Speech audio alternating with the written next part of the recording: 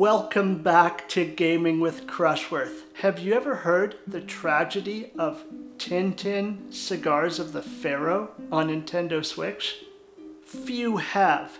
Even after its bumpy, delayed release, it seemed like no one was talking about this game.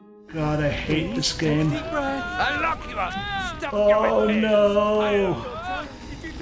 Oh, holy. Oh, God. I've finished it. I've seen some things. Talking about it will make me feel better. This is one of the worst performing games on the Switch, and one of the least fun video games I've ever played. But please know, I love Tintin as a character. I even have the French language 1955 version of Cigars of the Pharaoh I picked up in Montreal. I know the developers love the character too, and I applaud their attempt, but on Switch it largely failed. It does not look good.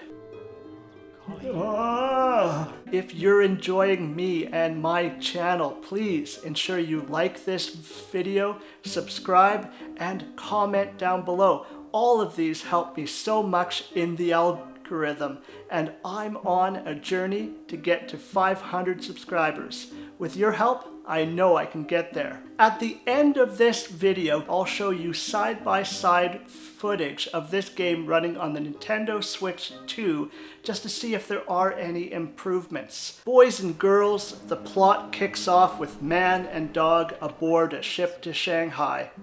What was count 'em, 5 frames in the comic book of a parchment blowing away comically turned into a horribly jolting QuickTime event. Any remote desire of mine to spend these opening moments exploring the ship like any good game might have offered, or being acquainted with characters were dashed. Instead, I met this game's nemesis, F-Rate.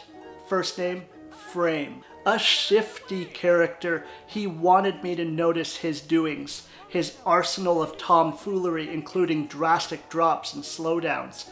The dratted fool would be back to spoil more pulse-pounding QuickTime moments. Throughout its runtime, the game got worse and worse and worse. Ah yes, where was I? I was holding the stick forward and running, pressing buttons. Sounds easy, but without fail, any time I'd start a new segment, I expected multiple game overs. Why? This game gave me no clue where it wanted me to go. I lost when I moved too cautiously as the paper got a little bit ahead of me, and I lost when I ran too fast and missed buttons. What could have been a great action adventure is instead largely ruled by press this button now gameplay and stealth sections long enough to be their own game. Yes, when I first heard of this game, I was excited. I pre-ordered the limited edition steelbook with the hand-drawn postcards from the comic. Cool, right? No. Things went way wrong. You had it coming! On release day, the developers, Pendulo Studios, apologized for the state of their game on PlayStation and Xbox and took the steps required to fix what they could. The Switch version, though, was delayed. My pre-order on Nintendo Switch, locked in, baby! If you've yet to meet them, reporter Tintin and his wire fox terrier Snowy are an iconic 20th century duo. Their adventures legendary. These characters among my favorites. The game is almost a shot-for-shot retelling of the comic book, minus some uncanny valley faces. Playing such a great mystery should have been exciting. Certainly, some parts work quite well, but it's severely let down by its performance and mediocre mechanics. To be fair, I actually started enjoying myself when the game loosened up a bit and enabled me to actually start controlling Tintin more freely. Talking to the NPCs was very engaging, funny, and many times it was witty. This story started earnestly. It's silly, wacky, and sometimes hit me with its darker edge. Tintin and Snowy are often in true peril, and it's thrilling in an old-fashioned Saturday morning serial kind of way. I also enjoyed taking pictures of Tintin's camera. It just felt natural. Then, for the real fans, the Tintinologist mode provided great lore and real-life insights into Hergé's world. But then, the game gamed. Mechanics whirred to life, and I was playing as Snowy in first-person mode.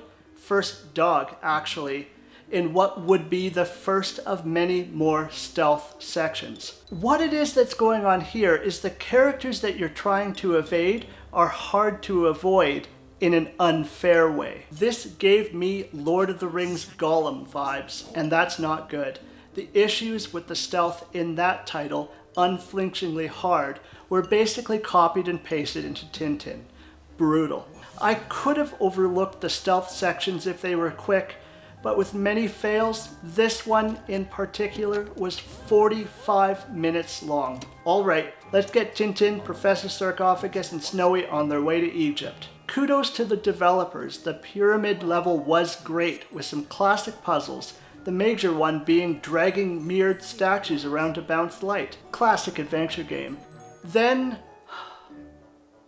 the game took a turn for the disastrous in that it introduced vehicle segments. The first one being flying a fixed-wing biplane through a canyon that was far too small. I got so extremely frustrated with this part that, yeah, I didn't like the person I became. Just an angry guy playing Tintin. Then, the final set pieces occur in India, and again, walking around as Tintin in the Major's house and trying to get the author out of the way with the spicy food was great. Yet, it wasn't long before Mr. Rate returned for an all-out graphical assault on Tintin and my Nintendo Switch. I'm talking about the jungle level. It's unexplainably bad. It's a frame rate and resolution nosedive. The muddy visuals and jittering frame rate made it even more nightmarish, and that's before I even talk about Professor Sarcophagus chasing me with a weapon. Graphics are suffering. But what's worse than a knife-wielding academic? Progression lost because of autosave. Whoopee! Oh, what fun! Ram Ram is playing Bang Bang! Oh no! Bang Bang, oh god! In a soon-to-be notorious driving segment, I glitched out on a bridge exactly at a point where there hadn't been a checkpoint for hours. When a game fails me, it's devastating. I won't let Tintin beat me. I won't. I beat Gollum. I can do this. What you're seeing is me incredibly stressed, playing the same driving segment, pleading for it to not glitch again. Just don't load a fail state. I need to see games through, but if it would have failed again, I don't know. I really don't know. As I noted before, I did pop this cartridge into my Nintendo Switch 2 to see if it performed better. Yes, it did.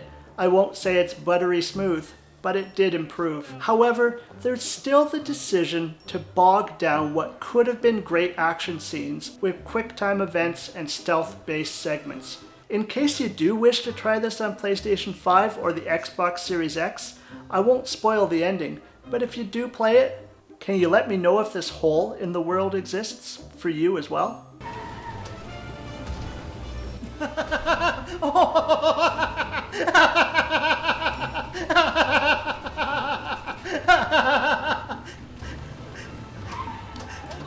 Oh my god, okay. If I can leave you with one good thing about Tintin Cigars of the Pharaoh, there is good to be had in this game. The puzzles can be enjoyable, and the characters and world around you are over the top enough to capture interest, imagination, and Snowy, yeah, he's great. Thank you for watching this episode of Gaming with Crushworth. You know me, I'm always cooking up content right here in Crushworth headquarters. But until next time, you'll see me later. Bye for now. Thanks for watching. If you haven't yet, like, subscribe, and crush that bell to catch all my videos. And get this, reviewing games is new to me, YouTube isn't. Gaming with Crushworth joins Traveling with Crushworth in the Crushworth Extended Universe.